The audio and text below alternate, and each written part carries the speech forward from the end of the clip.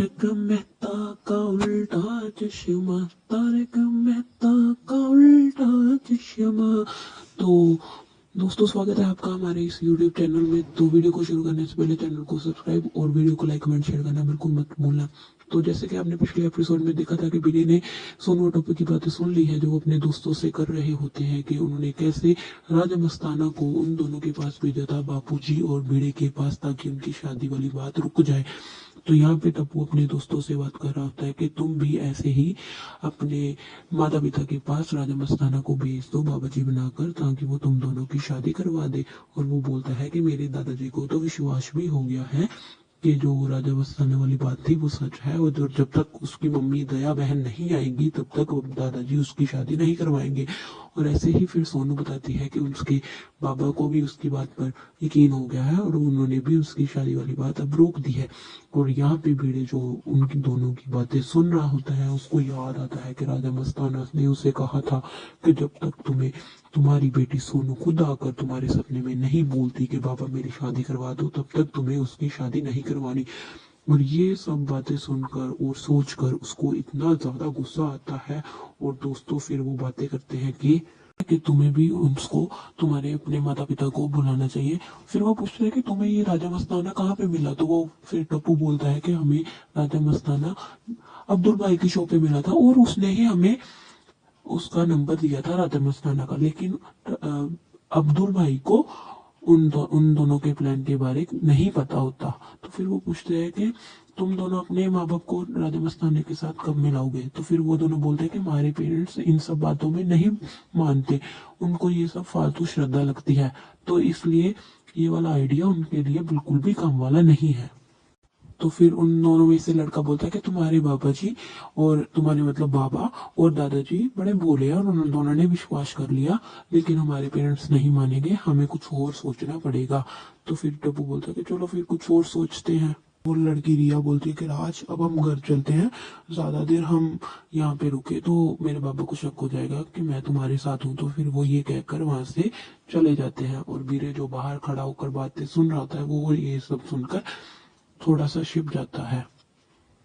और यहाँ बीड़े अंदर जाने ही लगता है कि उसकी अंतरात्मा आकर उसको बोलती है कि तुम्हें अंदर नहीं जाना चाहिए। और वो सब जो टप्पू से ना अंदर बात कर रही होती है कि टप्पू, ये तुम्हारा जो आइडिया था ना बहुत ही मस्त था, तुम्हारे आइडिया के सामने तो बीड़े अंकल जैसे भी फेल हो गए, उनको भी पता नहीं चला कि हमने ये अपना आइडिया अपनाया था, उनको बिल्कुल भी शक नहीं हुआ। तो फिर ये भिड़े सुनकर और भी गुस्से वाला हो जाता है कि उसे और भी गुस्से आ जाता है कि वो बोलता है कि ये टप्पू और सोनू ने मेरे साथ इतना बड़ा विश्वासघात किया। तो उसके अंदर अपना बोलती है कि रुको आत्माराम, तुम अंदर मत जाओ, तुम सीधा सोचो और दिमाग से काम लो। और ये सब सोनू ने नहीं किया, उसे भड़काया है टप्पू ने। टप्पू के अलावा उसे कोई और बोल ही नहीं सकता ऐसा काम करने को। ये सब टप्पू का किया कराया है, ये सब टोनू सोनू को जो है टप्पू ने ही भड़काया है। तो तुम अभी उन दोनों के पास जाने के बजाय सीधा अब्दुल के पास जाओ, दिमाग से काम लो, उससे राजा मस्ताना का नंबर लो और उससे बात करो।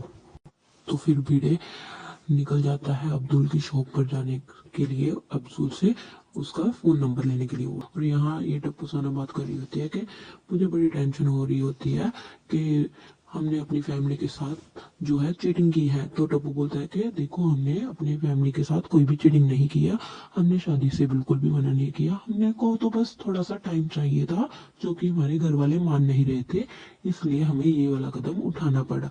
तो फिर वो बोलती है कि आई नो, मुझे पता है कि हमने ये सब मजबूरी में किया है, और मैं ये चाहती हूँ कि हमारी फैमिली के सामने ये सच कभी भी ना आए। अगर ये सच हमारी फैमिली के सामने आ गया तो बड़ी मुसीबत हो जाएगी, हमारी लाइफ में बड़ा भूकंप आ जाएगा। और यहाँ पे अपना सोसाइटी का जो सुविचार है वो चेंज करता है और लिखता है कि सच्चे का बोल बाला और झूठे का मुंह काला।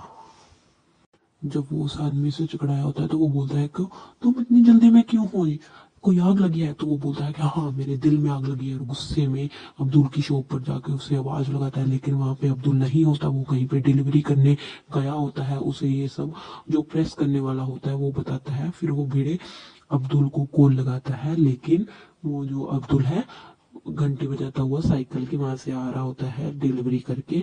तो फिर वो बोलता है कि तुम कहाँ पे चले जाते हो, तुम्हें पता नहीं है कि ऐसे शॉप खुली छोड़कर नहीं जाना चाहिए। तो फिर वो बोलता है कि मैं, मेरे भाई मैं तो डिलीवरी करने गया था, लेकिन आपने टप्पू से वो बात कर ली। अरे कौन सी बात भूल गई क्या आप, जो उन्होंने मंगवाया था टेबल टेनिस का टूटा हुआ, वो वाली बात। फिर वो बोलता है कि हाँ हाँ मैंने वो वाली बात कर ली। तो फिर वो बोलता है कि आओ तुम मेरे साथ चलो। तो अब्दुल ऐसे कुछ सवाल करता है कि कहाँ जाऊँ कैसे जाऊँ। तो फिर वो उसको एक जंगल में लेके चला जाता है, ऐसी जगह पे जहाँ पे कोई भी ना हो, उसकी बात कोई भी ना सुन पाए। तो फिर वो बोलता है कि मुझे नंबर दो। तो फिर अब्दुल सोच में पड़ जाता है कि ये किसका नंबर मांग रहा है। तो फिर पूछता है, मेरे भाई इतने साल हो गए मुझे सोसाइटी में रहते हुए, लेकिन आपके पास मेरा अभी तक नंबर नहीं है। तो फिर वो बोलता है कि ये मुझे तुम्हारा नंबर नहीं चाहिए, मुझे हीरो का नंबर चाहिए। तो फिर वो बोलता है, कौन से हीरो का नंबर चाहिए, सलमान खान, शाहरुख खान। तो फिर वो बोलता है कि तुम्हारे पास इन सबका नंबर है। तो वो अब्दुल बोलता है कि नहीं, मेरे पास इन सब का नंबर नहीं है, मुझे एक एक्टर का नंबर चाहिए, राजा मस्ताना। तो फिर अब्दुल को बड़ा गुस्सा चढ़ जाता है कि मेरे सामने उसका नाम मत लो, उसकी इतनी उधारी बाकी है, टप्पू सेना की वजह से उसकी थोड़ी सी उधारी कम हुई है। तो बीडू बोलता है कि कोई बात नहीं, मुझे तुम उसका नंबर दे दो। तो फिर अब्दुल बोलता है कि तुम्हारा कोई हिसाब किताब बाकी है उसके साथ। तो बोलता है हाँ बड़ा हिसाब किताब बाकी है, कोई बड़ा नाटक होने वाला है, मुझे उसकी जरूरत है। तो बीड़े को अब्दुल उसका नंबर दे देता है और कहता है कि ये वाली बात तुम टप्पू सेना को बिल्कुल मत बताना। और ये कहकर फिर वो वहां से चला जाता है। और अब्दुल भी सोच में पड़ जाता है कि उस दिन जो टप्पू ने भी बोला था कि किसी को ये वाली बात नहीं बतानी, राजा मस्ताना वाली, और अब भिड़े भाई भी यही बोल रहे हैं। लगता है सोसाइटी में कुछ बड़ा होने वाला है, धमाका वाला। तो इसके बाद हम, इसके आगे वाली बात हम नेक्स्ट एपिसोड में करेंगे। तो दोस्तों बने रहिए मेरे इस चैनल के साथ। वीडियो को लाइक कमेंट शेयर करना बिल्कुल मत भूलना, और चैनल को सब्सक्राइब जरूर कर देना। Thank you. तारक मेहता का उल्टा चश्मा, तारक मेहता का उल्टा